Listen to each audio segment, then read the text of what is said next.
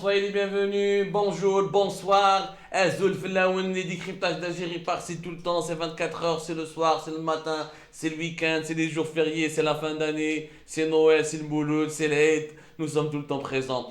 Il y a des gens qui sont étonnés, ils nous disent mais pourquoi chaque jour? Parce que chaque jour il faut comprendre, parce que chaque jour il faut analyser avant de s'informer. S'informer uniquement en restant, en se contentant de l'aspect superficiel de l'actualité ne va pas vous aider à comprendre les dessous d'un pays très complexe qui est l'Algérie.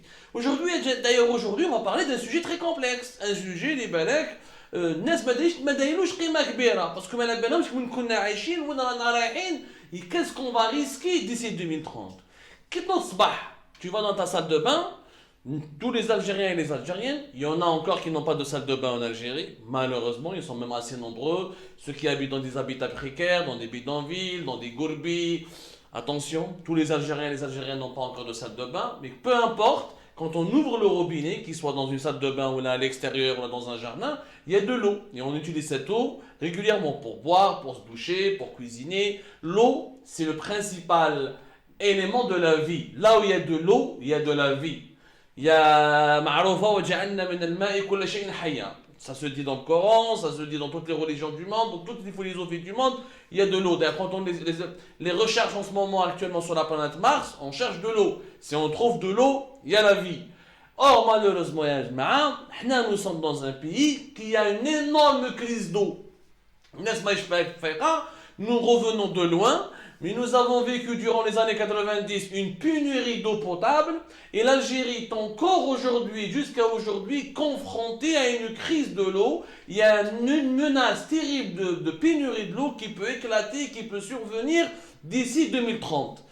Comment ça s'appelle? Ça s'appelle le stress hydrique. Je m'appelle le stress hydrique. C'est quand un pays est dans une situation géographique qui malheureusement l'expose au risque de la sécheresse, la pluviométrie, les pluies dans ce pays-là ne tombent pas suffisamment, il n'a pas assez de ressources en eau. Là, on parle des pays qui ont un stress hydrique. Maintenant, leur sécurité pour s'alimenter en eau potable, elle est très faible, elle est même menacée. Ce qu'on ne sait pas, c'est que l'Algérie fait partie des pays les plus fragiles. Un rapport qui a été fait en 2019 par l'Institut de prospection économique en Méditerranée, l'IPMED, il a classé l'Algérie comme étant l'un des pays les plus fragiles qui risque d'avoir de gros problèmes pour accéder à l'eau potable en 2030. Il faut savoir que les autorités algériennes savent ce danger, le connaissent. Parce que nous avons une géographie très difficile. Nous sommes le plus grand pays d'Afrique. Nous avons une croissance démographique importante. En 2016, on était 40 millions d'habitants. Aujourd'hui, nous sommes déjà 44 millions d'habitants. Chaque année, pratiquement, nous gagnons 1 million d'habitants en plus. D'ici 2030, on sera plus de 50 millions d'habitants, pratiquement. Donc, ça fera une croissance démographique importante. Qui dit plus de population, plus de besoin de boire de l'eau et d'utiliser de l'eau. Nous utilisons de l'eau dans l'agriculture, nous utilisons de l'eau dans l'irrigation, nous avons besoin de l'eau dans l'industrie, dans l'économie. L'eau, on le trouve partout. Mais le problème dans l'Algérie, si on voit la carte géographique de l'Algérie, par exemple, vous allez la voir que nous sommes un pays qui est situé à 87%, et là un désert. 87% du territoire algérien, c'est du Sahara, c'est un désert. Sur les 2,4 millions de kilomètres carrés que compte l'Algérie, 87% c'est un désert. Sur ce territoire, au sud du pays, la pluviométrie elle est faible, les précipitations de pluie sont quasiment nulles. Donc il y a un énorme problème d'alimentation des ressources en eau, des ressources hydriques. Les 90% des eaux de surface sont situées dans la région du Tel. Le Tel, c'est le nord, notamment le centre du pays. Et même l'ouest du pays, il est classé dans une région. Même l'ouest, il est dans une situation de stress hydrique. C'est pour ça qu'il y a eu beaucoup de pénuries d'eau à Oran, à Tlemcen, à Marnia, à Ain Timouchent, etc. C'est le Tel. Le Tel, c'est le centre du pays. C'est le Tétri, le Mdia, la Metidja, la Caen, Alger, etc. Et ils aident un peu la Kabylie. Donc, 90% des eaux qui sont disponibles, qu'on peut exploiter en Algérie, sont situées sur un petit territoire qui est situé au nord du pays, qu'on appelle la région le Tel. من بعد nous avons 4% de la région, 4% du territoire algérien. شوفوا مليح la géographie de l'Algérie est très compliquée. 90% من الموارد المائية جايين في 4% من التراب الوطني الجزائري. 90% des ressources en eau de l'Algérie sont situées dans 4% du territoire algérien. Malheureusement, la bande côtière, 65% de la population algérienne habite dans ces régions-là du nord, notamment la région la plus peuplée, c'est l'est du pays, et c'est la capitale et ses environs, avec plus de 8 millions d'habitants. Donc les ressources en eau sont rares en Algérie. C'est vrai que nous avons une nappe albienne au cours du désert, mais c'est très compliqué de la gérer. D'ailleurs, c'est une question, est-ce qu'il faudra l'utiliser maintenant ou un jour? On n'en sait pas. Elle peut être polluée à cause de l'économie des hydrocarbures et du projet potentiellement qu'on veut faire, le gaz de schiste. Il faut aussi décider du partage de cette richesse avec la Tunisie et la Libye. Donc, ce n'est pas une question si simple. Donc, l'Algérie est un pays qui est exposé à énormément de sécheresse, à énormément de pénurie d'eau. وهذا المشكل كان معروف في الألجيري depuis les années 90. الدولة الجزائرية يعني احنا فاش سلكنا grâce à l'envolée des prix du pétrole des années 2000, يعني من 2001, 2002, notamment 2003, 2004 et 2005, l'Algérie elle a gagné beaucoup d'argent et elle a investi beaucoup d'argent pour construire des barrages et pour financer des infrastructures nécessaires pour améliorer l'accès à l'eau. بالك بزاف لي الجزائريين ما على بالهمش mais في بلادنا en Algérie entre l'an 2000 بين 2000 et 2019 l'Algérie elle a dépensé 55 milliards de dollars. 55 milliards de dollars pour construire des barrages, des stations de dessalement d'eau, améliorer le réseau d'assainissement, introduire les conduites, les canalisations en eau, améliorer l'accès à l'eau potable dans les villes, etc., etc. 55 milliards de dollars, c'est énorme. On a eu un impact positif. Nous avons par exemple l'accès à l'eau, au cours des 14 dernières années, il y a eu énormément d'efforts. La preuve, en 2000, chaque Algérien avait accès à 123 litres d'eau par habitant, en 2000. En 2005, il y a 155 litres d'eau par habitant. Même il y a 170 litres par habitant en 2010. Même 175 litres d'eau en 2013, même 178 litres d'eau en 2014. C'est pour vous dire qu'il y a eu vraiment une augmentation importante. Quand on compare par exemple le taux national de raccordement à l'alimentation en eau potable, il y a 93% en 2010, 95% en 2012, 98% en 2014. Alors que en 2005, ou l'an 2000, le taux d'accès à l'eau potable était à peine de 80% pour la population algérienne. Il y avait encore 20% d'Algériens et d'Algériennes qui n'avaient pas accès à l'eau potable. 2005, ou là maintenant, 89. 2014, plus de 95. Donc, le pays il a progressé. Grâce à quoi? Grâce à l'argent qui a été dépensé. Nous avons dépensé énormément d'argent. Rien qu'entre 1999 et 2012, presque 24 milliards de dollars ont été dépensés dans le secteur de l'eau. Où je n'ai bien pour vous dire, qu'est-ce qu'on a fait avec cet argent? Nous avons construit 80 barrages.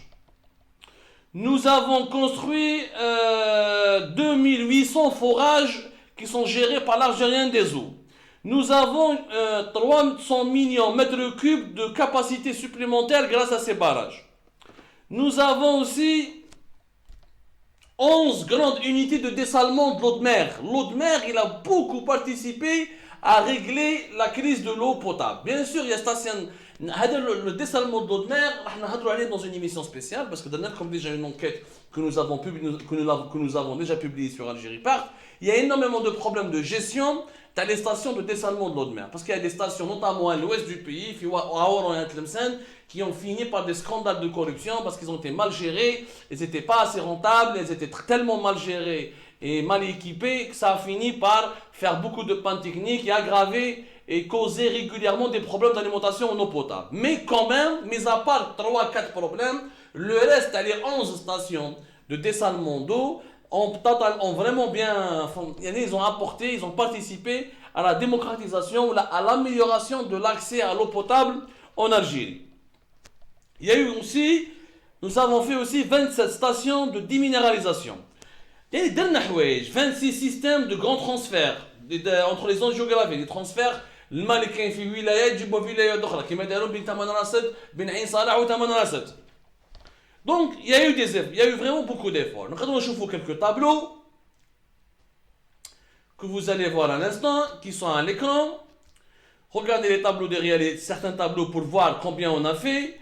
Par exemple, le tableau des stations de l'eau de mer, le tableau numéro 10, là que tu veux faire, il y a eu quand même beaucoup de 11 stations, c'est pas rien. Nous sommes pratiquement le troisième ou le quatrième pays au monde qui a investi tellement d'argent dans le dessalement de l'eau de mer. Et nous en reparlerons, Inch'Allah, dans une autre émission. Puis nous ferons les enjeux, les tenants et les dysfonctionnements et les anomalies, ce qui a été bien réalisé, ce qui a été mal réalisé dans ce dossier de dessalement de l'eau de mer. Chauffe la proportion de la population utilisant les services d'alimentation en eau potable. Le tableau ADEC, qui va jusqu'en 1962. Le taux de raccordement, 35% de la population algérienne. 99, 78%. Le tableau, il est clair, je pense. Il vous résume la situation. 2009, on est monté à 92%. 2012, 94%. Et à partir de 2016, 98% des Algériens ont accès à l'eau potable.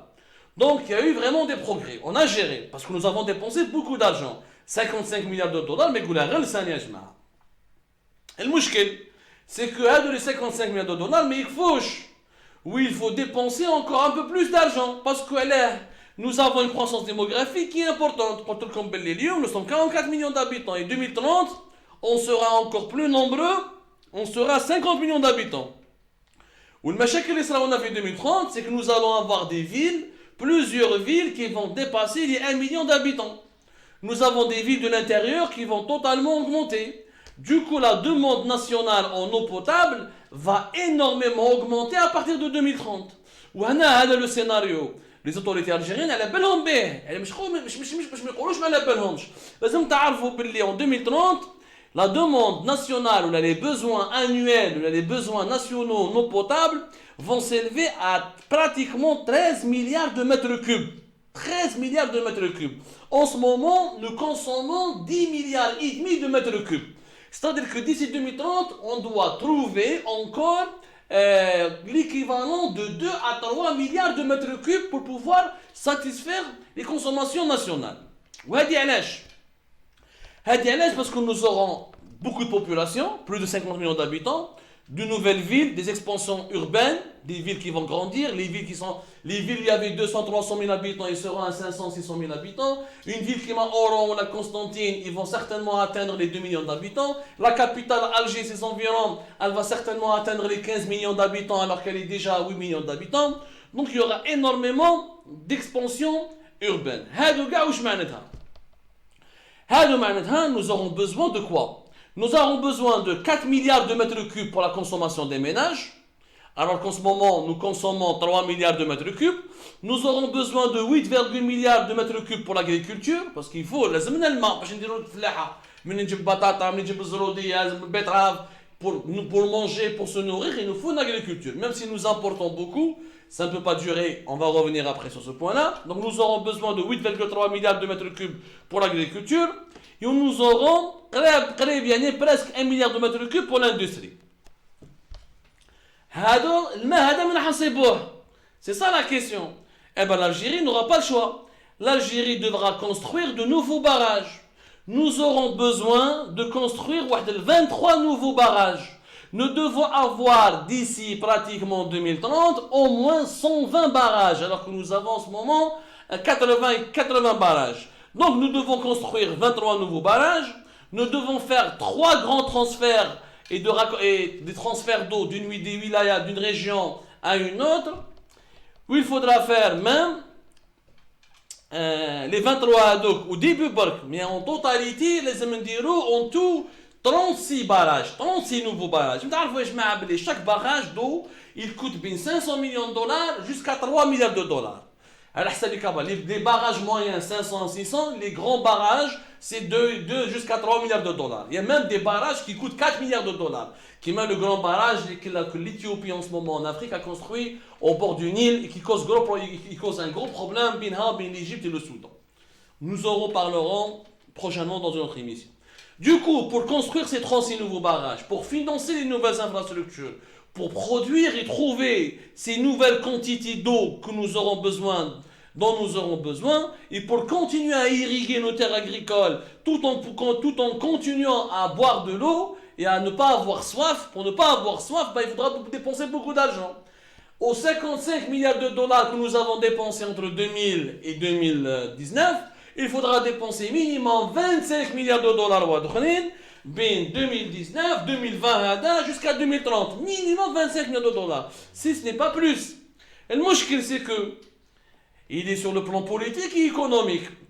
علاش الوحده الخامسه والمشاكل تاع الحراك ومشاكل تاع الانتخابات الرئاسيه والنظام تاع التبون والانستابيليتي والناس تروح للحباس والناس داخله l'instabilité qu'il y a eu en ce moment et la mauvaise gouvernance qu'il y a en ce moment زيد راه لا كريز فينونسيير اللي بدات من 2014 كثرت اكثر من 2019 2018 ou la paralysie financière et économique dont elle est victime l'Algérie depuis le début du coronavirus Covid-19 fait en sorte que nous n'avons plus autant d'argent que durant les années 2000.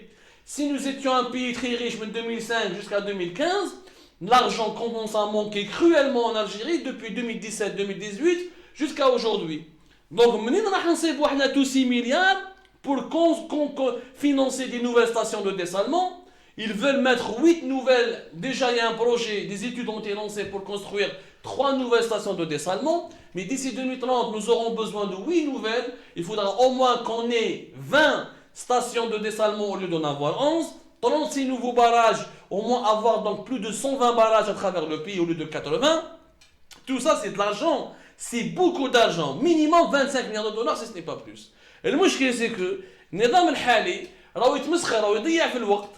Les études qui étaient prévues pour les nouveaux barrages et pour les nouvelles stations de dessalement et les nouvelles infrastructures n'ont pas été entamées. Ils ont été entamés en 2019, ils ont été bloqués. Là, nous dirigeons vers la fin de l'année 2020 où les études. Les nouveaux barrages, il faudrait construire un barrage 1 année, 2 ans, le temps de le remplir, le gérer. Il faudra attendre 4 ou 5 ans pour bien en profiter et pour être prêt. Mais le temps passe vite. 2030, c'est demain. غمضوا عينيكم كنا البارح كنا في 2010 Coupe du Monde 2010 tout le monde se souvient. Aujourd'hui nous sommes en 2020 2030 غمض عينيك راك تما. Et si on ne fait pas ces gros projets et on n'applique pas une nouvelle stratégie et on n'applique pas un plan national, on risque d'avoir une énorme pénurie d'eau potable, une énorme crise d'eau à travers le pays, notamment au nord du pays, à travers les grandes villes, à travers les grands centres urbains. وكيفاش نديرو من بعد كيحكي ما نعطاش نولو كيما زمان كيما كنا في التسعينات يجي بالجيريكان وشري ولا شان تحلف لي بومبيي. Le danger est totalement réel. Sauf que dans les années 90, on était à peine 30 millions d'habitants. En 2030, nous serons plus de 50 millions d'habitants. Toute cette croissance démographique, il y aura et va engendrer de nouveaux problèmes. Si on commence pas à travailler sur la question dès aujourd'hui, le cas ما المشاكل السياسيه والماليه والاقتصاديه وما نديروش ونكومونس با ما نديروش استثمارات نسحقوهم من اليوم on va avoir une énorme crise d'eau en 2030. Et une crise d'eau, ce n'est pas comme la crise de liquidité. Tu peux vivre sans avoir un peu d'argent, sans toucher du cash, mais tu ne peux pas vivre ni survivre si tu n'arrives pas à boire de l'eau. Le danger est réel, il faut vraiment le prendre au sérieux.